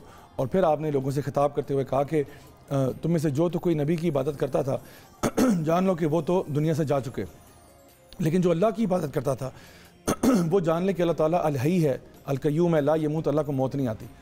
तो उसके बाद फिर लोगों को बात समझ में आई। अब ज़ोहर की नमाज का जब वक्त आया तो सैयदना बिलाल जो हैं रज़ी अल्लाह अन्हु वो एज़ यूजुअल मस्जिद नबवी के ऊपर चढ़ जाते हैं अज़ान देने के लिए। अज़ान देते हैं तो अल्लाहु अकबर, अशहदु अल्ला इलाहा इल्लल्लाह, अशहदु अन्ना मुहम्मद रसूलुल्लाह पर जब आते हैं तो आप अशहदु अन्ना मुहम्मद पर रुक जाते हैं और आप अज़ान नहीं दे पाते। एक दफ़ा दोबारा ट्राई करते हैं, फिर शुरू किया अल्लाहु अकबर। फिर जब अशहदु अन्ना मुहम्मद पे आते हैं तो फिर आप अपने जज्बात काबू नहीं पा पाते। तीसरी दफ़ा फिर कोशिश करते हैं और फिर यही मामला होता है। अच्छा, सैयदना बिलाल की आदत ये थी, क्योंकि वो नबी के मौज़न थे सल्लल्लाहु अलैहि वसल्लम के, तो आपकी आदत ये थी कि जब भी आप अजान देते थे, आप ना मस्जिद नबवी के, अगर आपको आइडिया हो तो वो ऊपर बिल्कुल साथ ही नीचे ना नबी का हुजरा होता था। बिल्कुल बिल्कुल। तो आम रिवायत ये थी कि अशहदुन्ना मोहम्मद पर नबी करीम सल्लल्लाहु अलैहि वसल्लम बाहर निकलते थे। तो आप जब और सैयदना बिलाल उस टाइम वहाँ देखा करते थे, अशहदुन्ना मोहम्मद पर वहाँ देखते थे। तो आज आप वहाँ देख रहे हैं, वहाँ कोई भी नहीं है, तो आपसे ना अजान नहीं दी जा रही है। अबू बकर सिद्दीक ऊपर चढ़ते हैं, उनको बिठाते हैं, खुद अजान कंप्लीट करते हैं। उसके कुछ अर्सा गुजरने के बाद, कुछ 3-4 दिन गुजरते हैं, अच्छा सैयदना बिलाल ने उसके बाद अजान नहीं दी, मदीना में अजान नहीं दी उसके बाद। That was the last time. Abu Bakr Siddiq अब उस टाइम पे खलीफा हैं, उनके पास जाते हैं और उनसे रिक्वेस्ट करते हैं कि या अमीरुल मोमिनीन, मुझे इजाज़त दें कि मैं मदीना छोड़ना चाहता हूँ, मैं यहाँ पर नहीं रह सकता। अबू बकर सिद्दीक कहते हैं बिलाल ये तो हो ही नहीं सकता, आप तो नबी के मौज़न हैं, आप तो यहाँ पे। उन्होंने कहा जो भी है, मैं यहाँ नहीं रह सकता, it is just too painful, मैं यहाँ पे मज़ीद एक दिन भी नहीं रह सकता। तो सैयदना अबू बकर ने फिर काफ़ी रोका। उन्होंने कहा कि आप मेरी सिर्फ एक बात का जवाब दीजिएगा, आपने मुझे आज़ाद किया था, आप ये बताएं आपने अपने लिए किया था या अल्लाह के लिए किया था। अब ये जो आज़ादी वाला वाक़या, अब हम उस पर जाते हैं। जी जी जी। अबू बकर सिद्दीक जो हैं वो हज़रत बिलाल को उस टाइम पर रिहा करने गए थे, आज़ाद करने गए थे, जब उमैया बिन खल्फ एक बड़ा ही ज़ालिम आदमी था, ये उनका आका होता था। इसने क्या किया, इसको पत्थर और ये सारी चीज़ें जो आपने बयान की, मतलब टॉर्चर टू डेथ, लिटरली वो इतना टॉर्चर कर चुका था उस दिन कि सैयदना बिलाल लग रहा था कि जिस तरह अभी रुखसत होने वाले दुनिया से, इतना टॉर्चर किया, मतलब वो लहू लुहान हो चुके थे, पत्थर रखे हुए और वो अहद अहद के नारे लगाए जा रहे हैं। अबू बकर सिद्दीक आते हैं, कहते हैं कि मैं इसको जो है ना ख़रीदना चाहता हूँ। तो उसने कहा कि भाई मैं इसको जो है ना बेचूंगा 10 दिनार में, 10 गोल्ड कॉइन्स में। अबू बकर सिद्दीक ने फ़ौरन से वो पोटली खोली, 10 कॉइन निकाले, फेंके उसके सामने, लो इसको। अब वो उमैया बिन खल्फ जो है ना वो उन कॉइन्स को ऐसे ऐसे कर रहा है, हंस रहा है, कह के लगा के और कहता है इसको तो मैं एक में भी बेच देता। यानी ये जिसकी इस हालत हुई हुई है, एक तो ग़ुलाम है, हबशी है, मरने की हालत में पहुंचा हुआ है, मैं तो उसको एक में भी बेच देता। अबू बकर सिद्दीक कहते हैं खुदा की कसम अगर तुम 100 मांगते मैं 100 में ले लेता, इसके लिए अगर 100 तुम दिनार भी मांगते मैं 100 में ले लेता।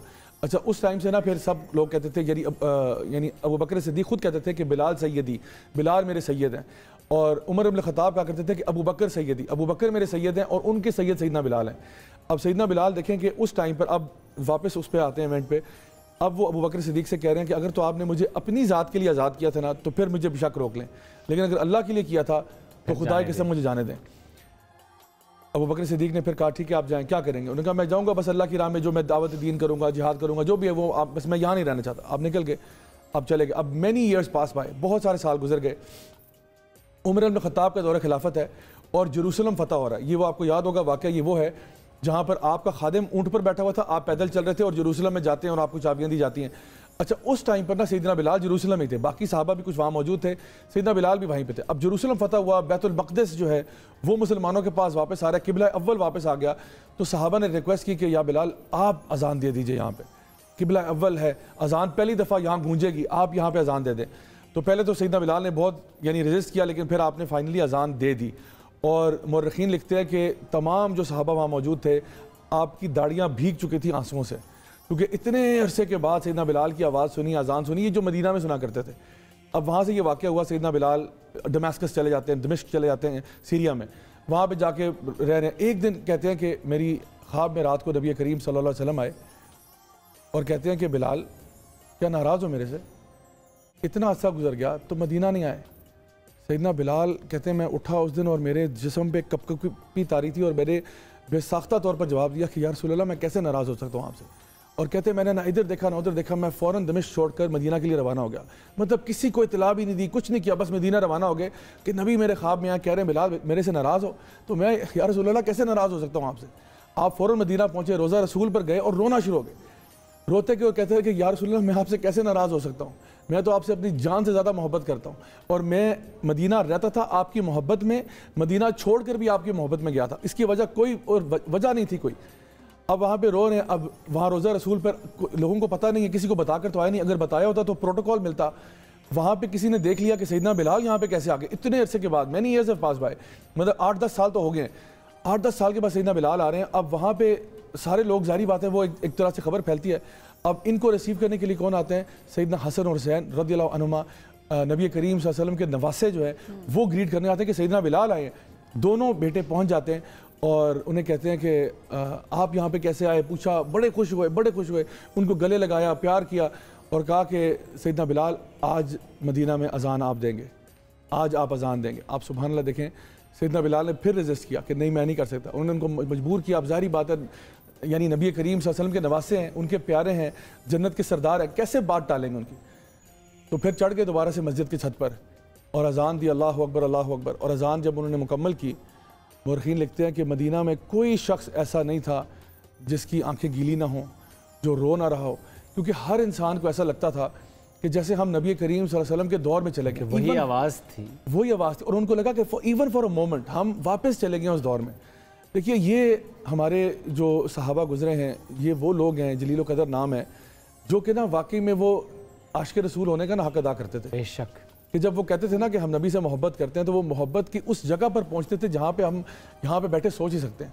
और असल बात भी यही है कि जब भी आप किसी से मोहब्बत का दावा करते हैं तो उसका मतलब होता है इत्तिबा करना। नबी करीम सल्लल्लाहु अलैहि वसल्लम से जो हमारी मोहब्बत है, साहबा फरमाते हैं, एक हदीस अब आपने बयान की ना, नबी करीम सल्लल्लाहु अलैहि वसल्लम आपने फरमाया कि क़यामत के दिन हर बंदा उसके साथ उठाया जाएगा जिससे मोहब्बत करता होगा। साहबा कहते हैं ये दिन, जिस दिन हमने ये बात सुनी ना, ये हमारे लिए ईद का दिन था।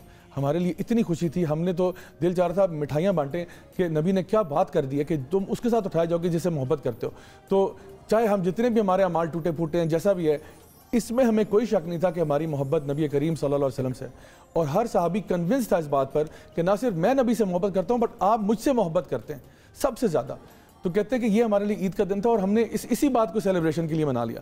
तो मैं समझता हूँ हम लोग जब यहाँ पे आज हम क्लेम करते हैं कि हम नबी से प्यार करने वाले हैं, नबी की बात मानने वाले हैं, तो फिर वाकई में वो कहते हैं ना, action speak louder than words. हमें देखना चाहिए, ज़रा रमज़ान का महीना भी चल रहा है, आखिरी अशरा भी है, ताक रातें भी आ रही हैं, तो ज़रा थोड़ा सा अपने इंसान गिरबान में झांके और देखे कि मैं जब अल्लाह ताला से मोहब्बत और अल्लाह के रसूल से मोहब्बत की बात करता हूँ तो क्या मैं उन तकाज़ों पर उतरता भी हूँ या नहीं। जैसे कि अल्लाह ताला खुद कुरान में कहते हैं कि कुल इन कुंतुम तुहिब्बून अल्लाह फत्तबिऊनी युहब्बिबकुमुल्लाह व यगफिर लकुम ज़ुनूबकुम, कि क्या तुम दावा करते हो अल्लाह से मोहब्बत का। यहाँ पे नबी से नहीं, अल्लाह से मोहब्बत की बात हो रही है कि क्या तुम दावा करते हो अल्लाह से मोहब्बत का। अगर ये दावा करते हो तो नबी की इत्तिबा करो, यानी if you claim to love Allah then follow the prophet सल्लल्लाहु अलैहि वसल्लम। यानी वो आपका लिटमस टेस्ट है। अगर तुम कहते हो तुम अल्लाह से प्यार करते हो तो नबी की इत्तिबा करो, फिर क्या होगा, युहब्बिबकुमुल्लाह, अल्लाह तुमसे मोहब्बत करेगा, वो यगफिर लकुम ज़ुनूबकुम, तुम्हारे गुनाहों को माफ़ कर देगा। क्योंकि नबी करीम सल्लल्लाहु अलैहि वसल्लम अल्लाह के सबसे प्यारे हैं, यानी उससे ज़्यादा अल्लाह को प्यारा ना कोई इंसानों में, ना मलाइका में, ना जिन्नात में। तो अगर आप उन जैसे बनने की कोशिश करेंगे, ये नहीं कि आप बन जाएंगे, लेकिन कोशिश तो करेंगे ना। अगर आप कोशिश करेंगे, अल्लाह ताला आपसे मोहब्बत करेगा, आपके गुनाहों को माफ़ कर देगा। और यही वो क्राइटेरिया है जिससे पता चलता है कि वाकई में आपका ईमान जो है वो कहाँ पर है। तो आई थिंक इसमें बहुत सारे लेसन है हमारे लिए सीखने के लिए कि हम जब किसी से मोहब्बत का दावा करते हैं तो क्या हम वाकई में उसके वो तकाजे पूरे कर रहे हैं या नहीं पूरे कर रहे हैं। तो इंशाल्लाह हमारे लिए खास तौर पर रमज़ान के महीने में आप ये बहुत सोचने का मौका भी है। हम अगर हज़रत बिलाल रज़ियल्लाहु अन्हु की ज़िंदगी के बारे में बात करें, मुश्किलात के बारे में, उन मुश्किलात का सामना उन्होंने किस तरह से किया। मुश्किलात का तो जिक्र हमने किया, लेकिन किस तरह से डटे रहे। देखिए, जो हमने ये अभी शुरू में बात की थी ना कि जब वो उनको पनिश किया जाता, टॉर्चर किया जाता और वो अहद उन अहद कहते, तो सहाबा पूछते थे कि आप ये क्यों कहते थे कि बस अल्लाह एक है, वाहिद अल्लाह एक है, अहद उन अहद, एक ही है। कहते थे मुझे इसके अलावा आता ही कुछ नहीं था। यानी आप क्या चाहते, मैं क्या पढ़ता, सूरह फातिहा पढ़ता, इखलास पढ़ता। कहते मैं तो गुलाम था, अभी मुझे इस्लाम का पता चला, ये पता था अल्लाह एक है, ये जो तुमने 360 बुत रखे ना ये नहीं है, अल्लाह एक है। तो मुझे पता ये था, और उमैया बिन खल्फ चिढ़ता भी इस पे था, तो मैं बस वही बोलता था। तो ये उनका ना असल में उस ज़माने में ना इस्लाम कबूल करने का मतलब ये था टॉर्चर। यानी मक्का में इस्लाम कबूल करने का मतलब था आपके ऊपर अजियत होगी, आपको टॉर्चर किया जाएगा। मदीना में जाके तो मुनाफिकीन का टोला भी आ गया, तो इस्लाम कबूल करने का मतलब ये था कि आपको कुछ माल गनीमत भी आ जाएगा, कुछ पर्क्स भी मिल जाएंगे। लेकिन मक्का में जो लोग इस्लाम ला रहे थे उनको पता था कि जो इस्लाम कबूल कर रहा है उसको टॉर्चर किया जाएगा। सैयदना बिलाल के साथ जो कुछ भी हुआ, आपको पत्थर मारे गए, मतलब कोयलों पे रगड़ा गया, जब मिट्टी में घसीटा गया, यानी जो कुछ भी आपके साथ हुआ, आपको पता था कि इंशाल्लाह इसका सिला अल्लाह ताला देने वाला है। और हम अगर एक प्रिंसिपल पे अड़ गए ना, एक प्रिंसिपल पे हम आ गए, अब चाहे आंधी आए, तूफान आए, जिस्म कट जाए, कुछ हो जाए, अब हमने बैक डाउन नहीं करना।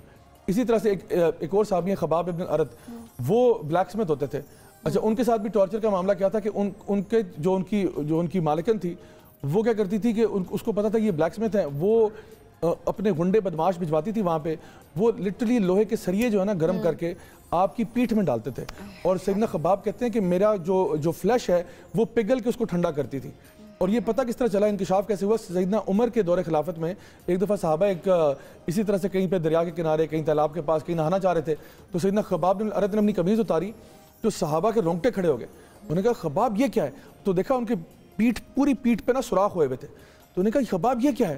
तो फिर उन्होंने बताया कि जब मक्का में हम इस्लाम लाते थे तो मेरे साथ तो ये कुछ हुआ। तो आप देखें ये वो लोग हैं जिन्होंने अपनी सैक्रिफाइसेस की हैं दीन के लिए, हर किस्म के जो है ना हेल एंड हाई वाटर से गुजरे, इसलिए कि बस अल्लाह ताला उनसे राज़ी हो जाए। बेशक, बहुत शुक्रिया रज़ा साहब, साथ मौजूद थे। और बिलाल रज़ी अल्लाह हो, उनकी ज़िंदगी, उनकी मुश्किलात, लेकिन वो जो आपने अच्छा किया जो आपने आगाज़ वहाँ से किया, उस वाक़े से किया, और वाकई फिर वो आज़ान, और वो इसमें कोई दो राय नहीं, जितना लिखा गया, जो अब सर ने भी कहा, मुरखिन लिखते हैं कि वो जो आज़ान की आवाज़ और जिस तरह फिर जब वापस मदीना में आके उन्होंने आज़ान दी और उस वक्त जब महसूस हो सबको कि वो दौर वापस लौट आया है।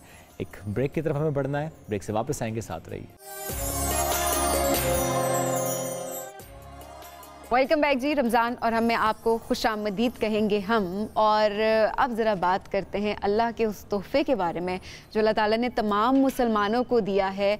और वो तोहफ़ा है जी कुरान मजीद का तोहफ़ा, जिसमें तमाम इंसानों के लिए, सिर्फ मुसलमानों की बात नहीं हो रही यहाँ पे, तमाम इंसानों के लिए हिदायत का जो सरचश्मा है वो है कुरान मजीद। और जब कुरान मजीद की बात करते हैं हम सबीना, ऐसे में कुछ सूरतें ऐसी बिलखुसूस अगर हम अपने आसपास किसी बीमार को जब देखते हैं, हम कहते हैं सूरह रहमान की तिलावत करें इसके आसपास।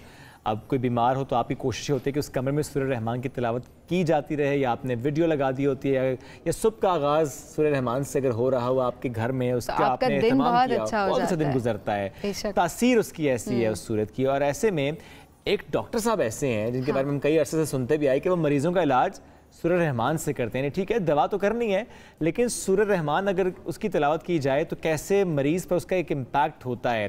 तो साइंटिफिक रीजंस क्या हैं इसकी जब सूरह रहमान की तिलावत हो रही होती है, आज हम इस पर बात करेंगे। हमारे प्रोग्राम में ज्वाइन कर रहे हैं सिविल हॉस्पिटल लाहौर से assistant professor medicine doctor Mohammad Javed साहब। सर अस्सलाम वालेकुम, कैसे हैं आप? वालेकुम अस्सलाम वरहमतुल्लाहि वबरकातुहू। अल्लाह का शुक्र है, मैं ठीक हूँ। डॉक्टर साहब, सबसे पहले आपसे यही जानना चाहेंगे कि किस तरह से आप सूरह रहमान से मरीजों का इलाज करते हैं? इलाज का तरीका तो मैं बताता हूँ, या मेरे जैसे और बहुत से लोग जो खुद शिफायाब हो चुके हैं। जैसे मुझे खुद प्रिक हो गया था एक्सीडेंटली पेशेंट की नीडल का, तो उससे हेपेटाइटिस बी, सी और HIV तीनों वायरसेस मेरे जिस्म में थे, टेस्ट पॉजिटिव थे। और 2 साल तक मैं बहुत अजियत में था, जहनी भी जिस्मानी भी। जब अल्लाह करीम ने ये तरीक़ा शिफा मेरे तक पहुँचाया सैयद मखदूम सफदर अली बुखारी साहब के थ्रू, ये उन्हीं की रिसर्च थी, अल्लाह के एक फ़कीर आदमी थे। तो कारी बासित मिस्री की आवाज़ में जो बग़ैर तर्जमे की तिलावत है सूरह रहमान की, क्योंकि अल्लाह करीम ख़ुद कह रहे हैं कि मैंने इसको मोमिन के लिए शिफा और रहमत के तौर पे नाजिल किया है, और ज़ालिम इसी में से अपने लिए खसारा बढ़ा भी लेते हैं। सूरह बनी इसराइल की आयत है, और ये भी अल्लाह का कुरान करीम में ही हुक्म है कि जब मेरा कलाम पढ़ा जाए, जब कुरान की तिलावत की जाए, तो उसे तवज्जो और यकसुई से सुनो ताकि तुम पे रहम किया जाए, और फिर चुपके चुपके दिली दिल में आहिस्ता आवाज़ में अपने अल्लाह को पुकारे भी। तो ये पूरा तरीक़ाकार कुछ उसी से था। कुरान का तो हरफ हरफ शिफा है, लेकिन जब आप फंसे होते हैं तो फिर आप रहमान को बुलाते हैं, फिर आप जुबार या कहार को या अदल को नहीं पुकारते। तो कारी बासित मिस्री की आवाज़ में बग़ैर तर्जुमे की सूरह रहमान की क़िरात को हम अपने ICUs में, वार्ड्स में भी लगाते हैं पेशेंट्स के करीब, या वो फ़ोन से ख़ुद लगा लेते हैं, या उनके रफ़क़ा जो हैं। बल्कि सिर्फ मरीज़ ही नहीं, ये किसी भी किस्म के समाजी, जिस्मानी, रूहानी मसाइल बहुत से हर जगह पे हमने इसको बहुत ही तीर बहदफ किस्म का ज़रिया शिफा पाया है। तो उसको मरीज़ ने आँखें बंद करके सिर्फ सुनना होता है, अपने दिल की कानों से उसको सुन लेना होता है। और तर्जमे वाली इसलिए नहीं सुननी होती कि उसका ध्यान तर्जमे की तरफ ना जाए, उसका ध्यान सूरह रहमान के मालिक की तरफ रहे, रहमान की तरफ रहे, और वो ख़ुद को उसके रूबरू पेश कर दे, अपने आप को ज़ीरो करके। जब वो हथियार डाल ही चुका होता है, यूजुअली ICU में, मैं तो ख़ुद प्रोफेसर हूँ मेडिसिन का, पढ़ाता भी हूँ और ख़ुद मेडिसिन प्रैक्टिस भी करता हूँ, लेकिन जहाँ मेरा भी इल्म ख़त्म हो जाता है, मालूम इल्म जो आज तक का साइंस का इल्म है, जहाँ जिन बीमारियों में बिलखुसूस जैसे कैंसर है, एड्स है, या कोई भी बड़ी बड़ी बीमारियाँ, या फालिज है, फालिज वालों को सिर्फ हम कसीदा बुर्दा शरीफ बताते हैं कारी खुशी मोहम्मद की आवाज़ में, बाकी सबको सूरह रहमान का बताया जाता है कि उन्होंने आँखें बंद करके सुबह दोपहर शाम 7 दिन बिला नागा इसको सुनना है, पास आधा गिलास पानी रख के, और हर बार सुनने के बाद वो पानी लेके आंखें बंद करके अपने दिल में प्यार से 3 बार अल्लाह अल्लाह अल्लाह अपने दिल में ही कहना है और उस पानी को भी 3 सांसों में पी लेना है, फिर आंखें खोल देनी है। शिफा मिन जानिब अल्लाह है और कुरान मिन जानिब अल्लाह है। बेशक बेशक। डॉक्टर साहब, अभी तक कितने मरीजों का इलाज हो चुका है और इसमें ऐसे मार्वलस किस्म के रिजल्ट्स हैं। मेरे तो 20 साल 21 साल तो मुझे बताते हो गए और बाबा जी 90s से ये बता रहे थे और वो 2005 में पर्दा कर गए। उसके बाद मैं सऊदीया गया तो मैंने वहाँ भी अपने आईसीयू में लगवाता था पेशेंट्स को, और फिर 2008 से सर्विसेज हॉस्पिटल के आईसीयू में जब वापस आया तो वहाँ पर भी आज तक वो चल रही है। दुनिया के और बहुत सी आईसीयूज़ में अब चल रही हैं, बल्कि यूट्यूब के अब 1600-1700 वीडियोस तो शायद मेरी पड़ी हुई हैं जिसमें मुख्तलिफ पेशेंट्स हैं जो अपनी ज़ुबान से अपनी रिपोर्ट्स के साथ अपने अपने एक्सपीरियंसेस बता रहे हैं। और मुख्तलिफ ये नहीं है कि वो सिर्फ मुस्लिम्स हैं, उसमें इंडिया से नॉन मुस्लिम्स भी हैं, यूरोप से नॉन मुस्लिम्स हैं, एथेस्ट हैं जो ख़ुद कह रहे हैं कि हमने इसको सुना तो अल्लाह करीम ने हमारे पे ये करम कर दिया है, या हमें शिफा मिल गई, या हीलिंग मिल गई है, या पीस मिल गया है। उनकी अपनी अपनी डिस्क्रिप्शन है और इवन मेडिकल रिपोर्ट्स नेगेटिव हो गई। मेडिकल रिपोर्ट्स यही नहीं, पेशेंट तो बेहतर हुई। कोई ऐसे केसेस भी आपके सामने हैं, कुछ बीमारियां ऐसी होती हैं कि जिसमें आप दवा तजवीज़ नहीं कर रहे होते, और ऐसे में अगर आपको लगा हो कि अच्छा ये मर्ज़ ऐसा है कि इस पर सिर्फ और सिर्फ सूरह रहमान की तिलावत ही काफ़ी रहेगी, ऐसे भी केसेस आपने देखे? जी बिल्कुल, ऐसे केसेस भी होते हैं, या ऐसे जैसे कैंसर के टर्मिनल केसेस, फिर 4th स्टेज कैंसर है, वो ऑलरेडी कीमो या रेडियो ले चुका है, या उसको कोई ऐसी डेडली कॉम्प्लिकेशन कीमो की ही हो गई है कि डॉक्टर्स अब उसको फर्दर कोई ट्रीटमेंट नहीं दे पा रहे होते, तो वहाँ से भी हमने लोगों के अपने टेस्टिमोनियल्स मौजूद हैं कि उन्होंने खुद ही सूरह रहमान सुनी, अपने अपने दिलों को साफ़ किया, सबको माफ़ किया, अपनी गलतियों पर शर्मिंदा होकर अपने रब के आगे पेश हुए, और डॉक्टर्स हैरान रह गए, उनके स्कैन्स क्लियर हो गए। तो ये अल्लाह के लिए क्या मुश्किल है कुछ भी। और पर्टिकुलरली छोटे बच्चों में, हम जैसे 12 साल से छोटे बच्चे हैं तो उनके पेरेंट्स सुनते हैं, बच्चे ठीक हो जाते हैं। अच्छा, बीमार बच्चा है, सुन वालिदैन रहे हैं और वो भी शिफा याब हो रहे हैं। माशाल्लाह माशाल्लाह जी, सुभान अल्लाह। ये बहुत है कि बच्चा बीमार नहीं होता, माँ बाप ही बीमार होते हैं। अरे वाह, तो क्या सोच से बात शुरू होती है। अरे क्या बात जड़ है हर बीमारी की। बेशक बेशक ऐसी है। डॉक्टर साहब बेहद शुक्रिया, वक्त मुख्तसर था, लेकिन जिस तरह आपने कहा कि बहुत से मरीज़ों के टेस्टिमोनियल्स भी अब यूट्यूब पे मौजूद हैं जिन्होंने ख़ुद बताया, अपनी रिपोर्ट्स के साथ बताया कि इलाज इसी तरीके से वक्त सूरह रहमान की तिलावत सुनते थे, और उसके बाद जिस तरह आपने कहा कि पानी का गिलास रखना है और उसके बाद उस पानी का इस्तेमाल, तो बेशक मेरा रब जो है वो शिफा देता है। और इसमें आपने कहा कि इंडिया बहुत से नॉन मुस्लिम एथीस्ट वो भी थे जिन्होंने ये कहा कि सिर्फ सूरह रहमान की तिलावत और उनका इलाज हुआ, वो शिफा याब हो गए। डॉक्टर साहब साथ मौजूद है, बेहद शुक्रिया। इसी तरह हमें आपसे भी इजाज़त लेनी है। आज की ट्रांसमिशन से मुलाकात कल करेंगे। दुआ में याद रखिए। अल्लाह हाफ़िज़।